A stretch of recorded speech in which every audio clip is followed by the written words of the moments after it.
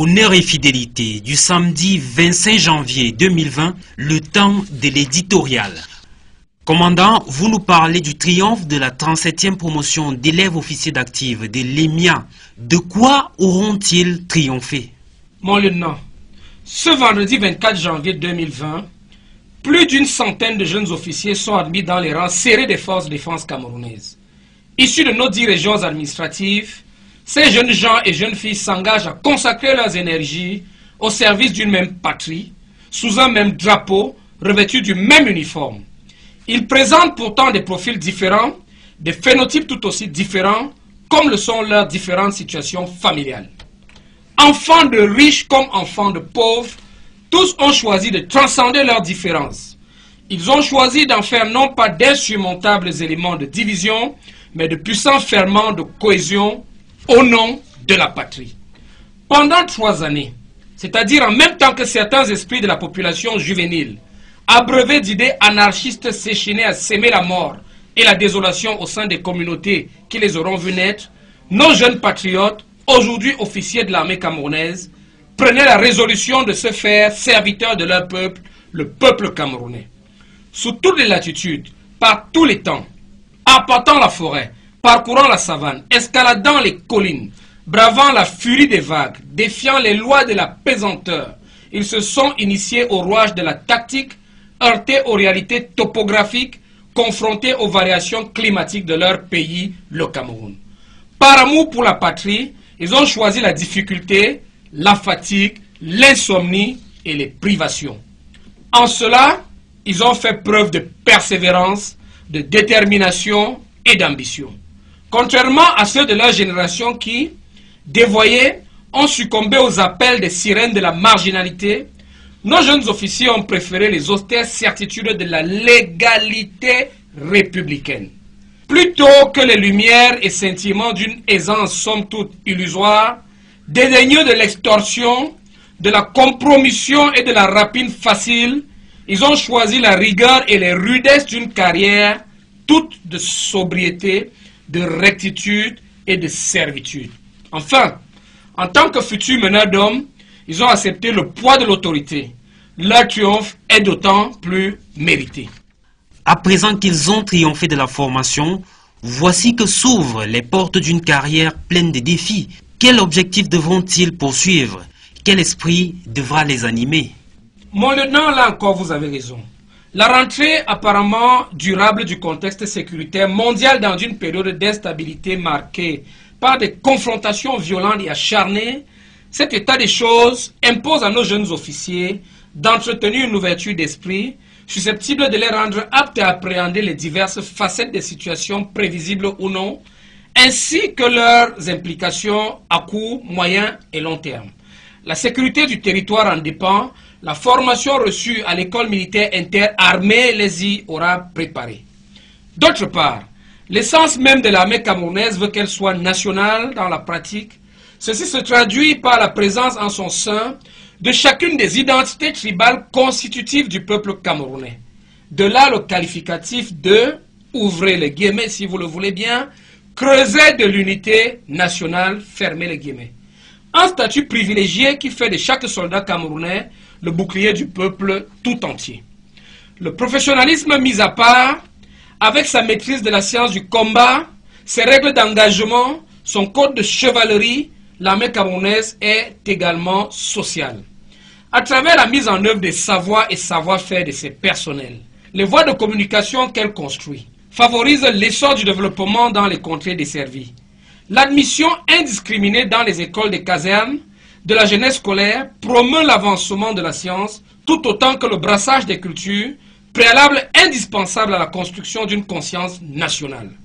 Dans les structures sanitaires militaires, tous les patients sont reçus sans aucune discrimination là aussi.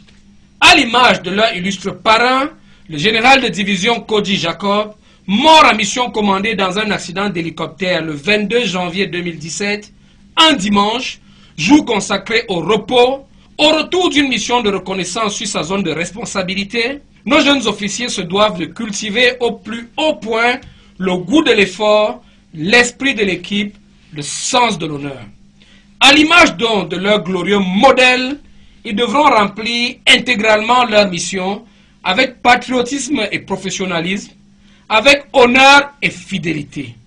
Nos jeunes officiers en ont fait le serment au peuple camerounais devant le chef de l'État, chef des forces armées. The English version of today's editorial brought to you by Major Ewome Medang Mata, head of the communication unit of the Communication Division in the Ministry of Defense. Good afternoon, Major. Good afternoon, Warrant Officer. Major, tell us about the triumph of the 37th batch of cadet officers of EMIA. Why the triumph?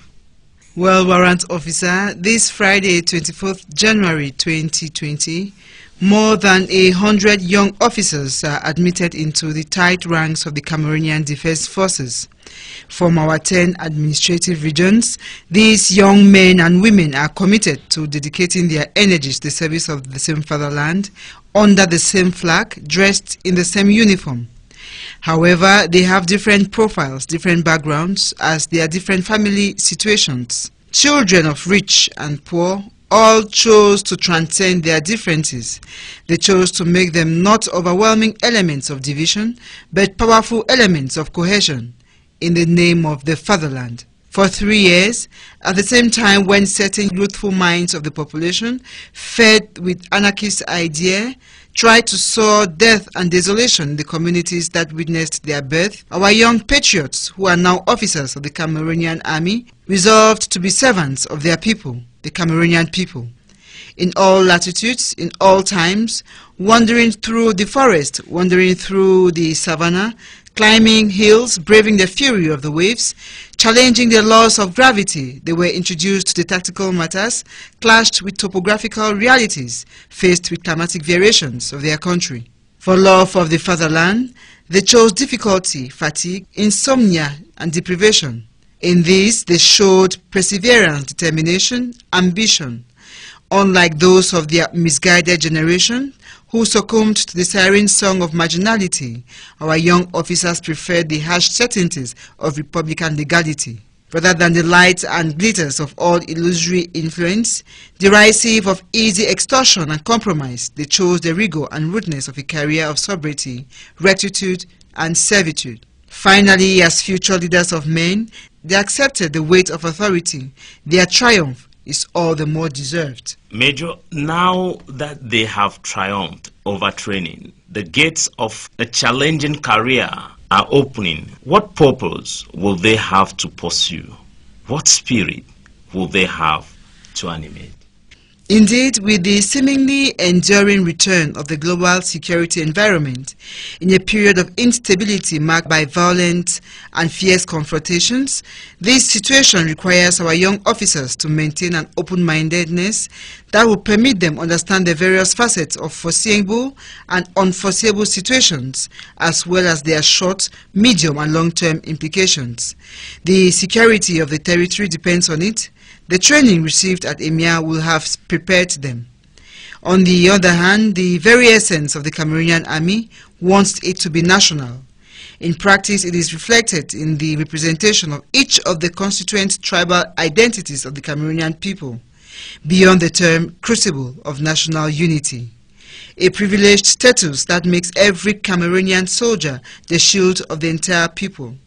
Professionalism aside, with its mastery of the science of combat, its rules of engagement, its code of valor, the Cameroonian army is also social. Through the implementation of the knowledge and know-how of its staff, the channels of communication it constructs promote development in the area served. The indiscriminate admission into schools in barracks, the education of youths, promotion of scientific advancement, as well as a mingling of cultures, a prerequisite for the building of a national consciousness. In military health facilities, all patients are received without any discrimination.